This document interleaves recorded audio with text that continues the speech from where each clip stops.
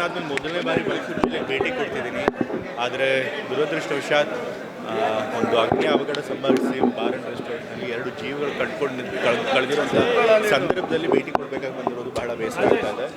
ಅಧಿಕಾರಿಗಳ ಹತ್ರ ನಾನು ಮಾಹಿತಿಗಳನ್ನ ತೆಗೆದುಕೊಂಡಿದ್ದೇನೆ. ಅಲ್ಲಿ ಮಾರಾ ರೆಸ್ಟೋರೆಂಟ್ ಬಾರ್ ಅಂತ ಹೇಳಿ ದಟ್ಗಳಲ್ಲಿ ರಿಂಗ್ ರೋಡ್ನಲ್ಲಿ ಒಂದು ಬಾರ್ ಆ್ಯಂಡ್ ರೆಸ್ಟೋರೆಂಟ್ ಇದೆ. ಆ ಬಾರ್ ಆ್ಯಂಡ್ ರೆಸ್ಟೋರೆಂಟಲ್ಲಿ ನಿನ್ನೆ ಶಾರ್ಟ್ ಸರ್ಕ್ಯೂಟ್ ಆಗಿ ಫೈರ್ ಆಕ್ಸಿಡೆಂಟ್ ಆಗಿ 2 ಜನರು ತೀರ್ಕೊಂಡಿದ್ದಾರೆ. ಸುಮಾರು 7 ಜನರು ಗಾಯಗೊಂಡಿದ್ದಾರೆ. ಅವರು ಹಾಸ್ಪಿಟಲ್ ಚಿಕಿತ್ಸೆ ಪಡೀತಾ ಇದ್ದಾರೆ. ಆದರೆ ಬಾರ್ ಆ್ಯಂಡ್ ರೆಸ್ಟೋರೆಂಟ್ ನಡೆಸ್ತಿರೋರು 2ನೇ ಫ್ಲೋರಲ್ಲಿ ನಡೆಸ್ತಾ ಇದ್ದಾರೆ. ಆ 2ನೇ ಫ್ಲೋರ್ನಲ್ಲಿ ಅವ್ರು ಲೈಸೆನ್ಸ್ ತಗೊಂಡಿಲ್ಲ. ಲೈಸೆನ್ಸ್ ತಗೊಳ್ಳದೆ ಬರೀ ರೆಸ್ಟೋರೆಂಟ್ ಮಾತ್ರ ನಡೆಸಬೇಕಾಗಿತ್ತು. ಆದರೆ ಲಿಕರ್ ಕೂಡ ಸರ್ವ್ ಮಾಡ್ತಾ ಇದ್ದಾರೆ. ಅವ್ರ ಮೆನ್ಯೂನಲ್ಲೇ ಕ್ಲಿಯರ್ ಆಗಿ ಲಿಕರ್ ಕೂಡ ಸರ್ವ್ ಮಾಡ್ತೀವಿ ಅಂತ ಮೆನ್ಯೂನಲ್ಲೇ ಹಾಕ್ಕೊಂಡಿದ್ದಾರೆ. ಸೊ ಹಾಗಾಗಿ ಕ್ಲಿಯರ್ ಆಗಿ ಲೈಸೆನ್ಸ್ ಇಲ್ಲದೆ 2nd ಫ್ಲೋರ್ನಲ್ಲಿ ಅವರು ಲಿಕರ್ ಸರ್ವ್ ಮಾಡ್ತಾ ಇದ್ದಾರೆ. ಕಾನೂನುಗಳನ್ನು ಉಲ್ಲಂಘನೆ ಮಾಡಿದ್ದಾರೆ. ಸೊ ಅದಕ್ಕಾಗಿ ಮಾಲೀಕರ ಮೇಲೆ ಈಗಾಗಲೇ ಕಂಪ್ಲೇಂಟ್ ಕೂಡ ಮಾಡಿದ್ದಾರೆ. ಬಟ್ ಅದಕ್ಕಿಂತ ಮುಖ್ಯವಾಗಿ ಲೈಸೆನ್ಸ್ ಇಲ್ಲದೇ ಕೂಡ ಅವ್ರು ನಡೆಸ್ತಾ ಇದ್ರು ಕೂಡ ಅದಕ್ಕೆ ಕಣ್ಮುಚ್ಕೊಂಡು ಕೂತಿರೋಂಥದ್ದು ಎಕ್ಸೈಸ್ ಡಿಪಾರ್ಟ್ಮೆಂಟ್ ಅವರು. ಸೊ ಹಾಗಾಗಿ ಎಕ್ಸೈಸ್ ಡಿಪಾರ್ಟ್ಮೆಂಟ್ ಅವ್ರದ್ದು ಇದು ಬಹಳ ತಪ್ಪಿದೆ. ಇದು ಎಕ್ಸೈಸ್ ಡಿ ಸಿ ಮೇಲೆ ಕ್ರಮ ತೆಗೆದುಕೊಳ್ಬೇಕು, ಅವ್ರನ್ನ ಸಸ್ಪೆಂಡ್ ಮಾಡಬೇಕು ಅಂತ ಹೇಳಿ ವರದಿ ಕಳಿಸೋದಕ್ಕೆ ನಾನು ಡಿ ಸಿ ಅವ್ರಿಗೆ ಹೇಳಿದ್ದೇನೆ. ಮತ್ತು ಈ ರೀತಿ ಇನ್ನೂ ವ್ಯಾಪಕವಾಗಿ ನಡೀತಾ ಇದೆ ಅನ್ನೋದು ಕೂಡ ನನ್ನ ಎಷ್ಟೊಂದು ಜನ ಮಾಹಿತಿ ಕೊಟ್ಟಿದ್ದಾರೆ. ಜನರು ಕೂಡ ಕೊಟ್ಟಿದ್ದಾರೆ, ಪತ್ರಕರ್ತರು ಕೂಡ ಕೊಟ್ಟಿದ್ದಾರೆ, ಅಧಿಕಾರಿಗಳು ಕೂಡ ಕೊಟ್ಟಿದ್ದಾರೆ. ರಿಂಗ್ ರೋಡ್ನಲ್ಲೆಲ್ಲ ಕೆಲವು ರೆಸ್ಟೋರೆಂಟ್ಗಳಲ್ಲಿ ಲೈಸೆನ್ಸ್ ಇಲ್ಲದೇ ಲಿಕರ್ ಸರ್ವ್ ಮಾಡ್ತಿದ್ದಾರೆ ಅಂತ ಹೇಳಿ. ಸೊ ಇದಕ್ಕೆಲ್ಲದಕ್ಕೂ ಎಕ್ಸೈಸ್ ಡಿಪಾರ್ಟ್ಮೆಂಟಲ್ಲಿರುವಂತಹ ಒಂದು ಅವ್ಯವಹಾರಗಳ ಕಾರಣ ಆಗಿದೆ. ಸೊ ಹಾಗಾಗಿ ಎಕ್ಸೈಸ್ ಡಿಪಾರ್ಟ್ಮೆಂಟಲ್ಲಿ ಯಾರ್ಯಾರು ಇದಕ್ಕೆ ಹೊಣೆ ಆಗ್ತಾರೋ ಅವ್ರನ್ನೆಲ್ಲನೂ ಕೂಡ ಕ್ರಮ ತಗೋಬೇಕು ಅಂತ ಹೇಳಿದ್ದೇನೆ.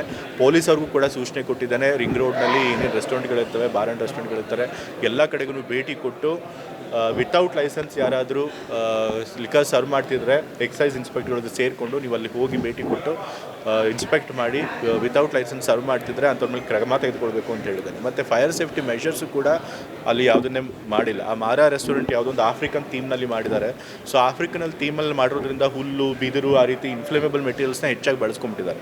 ಆದರೆ ಫೈರ್ ಸೇಫ್ಟಿ ಮೆಷರ್ಸ್ ಯಾವುದೂ ಇಟ್ಕೊಂಡಿಲ್ಲ. ಸೊ ಹಾಗಾಗಿ ಸಣ್ಣ ಶಾರ್ಟ್ ಸರ್ಕ್ಯೂಟ್ ಆದ ತಕ್ಷಣ ಅದು ಬೆಂಕಿ ಬೇಗ ಸ್ಪ್ರೆಡ್ ಆಗೋಗ್ಬಿಟ್ಟಿದೆ. ಸೊ ಹಾಗಾಗಿ ಫೈರ್ ಸೇಫ್ಟಿ ಮೆಷರ್ಸ್ ಕೂಡ ಪಡ್ಕೊಂಡಿಲ್ಲ. ಸೊ ಫೈರ್ ಡಿಪಾರ್ಟ್ಮೆಂಟಲ್ಲೂ ಕೂಡ ಈ ಫೈರ್ ಸೇಫ್ಟಿ ಮೆಷರ್ಸ್ ಇಲ್ಲದೇ ಅವ್ರು ನಡೆಸೋದಕ್ಕೆ ಅವಕಾಶ ಮಾಡಿಕೊಟ್ಟಿದ್ದಕ್ಕೆ ಅದಕ್ಕೂ ಸಂಬಂಧಪಟ್ಟ ಅಧಿಕಾರಿಗಳ ಮೇಲೆ ಕ್ರಮ ತೆಗೆದುಕೊಳ್ಬೇಕು ಅಂತೇಳಿ ಡಿ ಸಿಗಳಿಗೆ ಸೂಚನೆ ಕೊಟ್ಟಿದ್ದೇನೆ.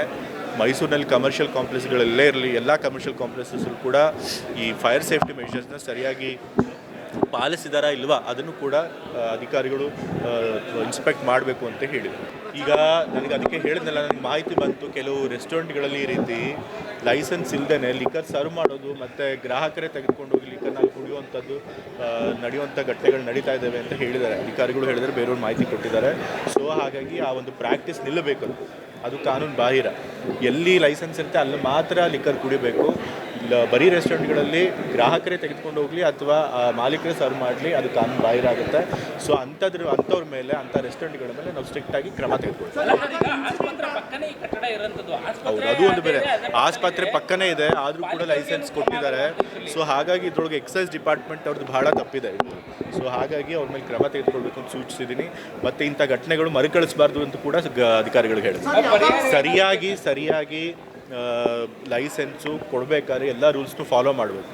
ಆ ರೂಲ್ಸ್ನ ಫಾಲೋ ಮಾಡಿ ಮಾತ್ರ ಲೈಸೆನ್ಸ್ ಕೊಡಬೇಕು. ಅಕ್ರಮವಾಗಿ ನಡೆಸ್ತಿರೋರ ಮೇಲೆ ಕ್ರಮ ತೆಗೆದುಕೊಳ್ಬೇಕು ಅಂತ ಹೇಳಿ ನಾನು ಬಹಳ ಕಟ್ಟುನಿಟ್ಟಿನಿಂದ ಅಧಿಕಾರಿಗಳು ಸೂಚನೆ. ಈಗ ಅಧಿಕಾರಿಗಳು ಸರಿಯಾಗಿ ಕೆಲಸ ಮಾಡ್ತಾರೆ ಅನ್ನೋ ನಂಬಿಕೆ ಇರುತ್ತೆ ನಮ್ಗೆ. ಅನ್ಲೆಸ್ ಏನಾದರೂ ಯಾರಿಂದಾದ್ರೂ ಕಂಪ್ಲೇಂಟ್ ಬರದೇ ಹೋದರೆ ನಾವು ಅದ್ರ ಮೇಲೆ ಕ್ರಮ ತೆಗೆದುಕೊಳ್ಳೋಕ್ಕಾಗಿರೋದಿಲ್ಲ. ಯಾಕೆಂದರೆ ನಾವೆಲ್ಲ ಕಡೆ ಹೋಗಿ ನೋಡೋದಿಲ್ವಲ್ಲ. ಸೊ ಹಾಗಾಗಿ ಈ ಥರ ಘಟನೆಗಳು ನಡೆದಾಗ ದುರದೃಷ್ಟವಶ ಇಂಥ ದೊಡ್ಡ ಘಟನೆಗಳು ನಡೆದು ಸಾವು ಆದಾಗ ನಮ್ಮ ಗಮನಕ್ಕೆ ಬಂದು ಕ್ರಮ ತೆಗೆದುಕೊಳ್ಬೇಕಾದಂಥ ಪರಿಸ್ಥಿತಿ ಆಗಿಬಿಟ್ಟಿದೆ.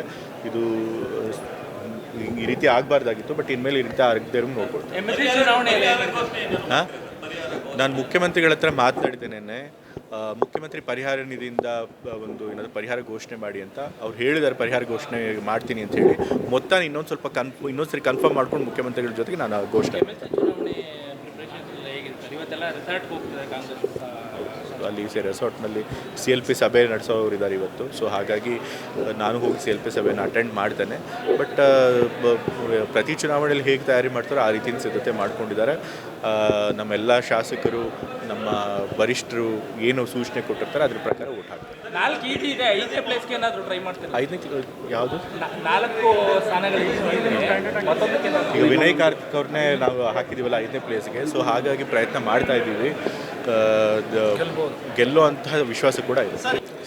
ಬೆಂಗಳೂರಿನಲ್ಲಿ ಇವತ್ತು ಜನಸಂದಣಿ ಜಾಸ್ತಿ ಆಗಿದೆ, ಎಷ್ಟೊಂದು ಜನಕ್ಕೆ ನಿವೇಶನದ ಅಗತ್ಯಗಳಿದೆ, ಸ್ಪ್ರೆಡ್ ಔಟ್ ಆಗಬೇಕು ಬೆಂಗಳೂರಲ್ಲಿರುವಂಥ ಪಾಪ್ಯುಲೇಷನ್. ಸೊ ಹಾಗಾಗಿ ಹತ್ತಿರದಲ್ಲಿ ಬಿಡದಿನ ತನಕ ಬೆಂಗಳೂರನ್ನ ವಿಸ್ತರಣೆ ಮಾಡಬೇಕಂತ ಅವಶ್ಯಕತೆ ಅಂತೂ ಇದೆ.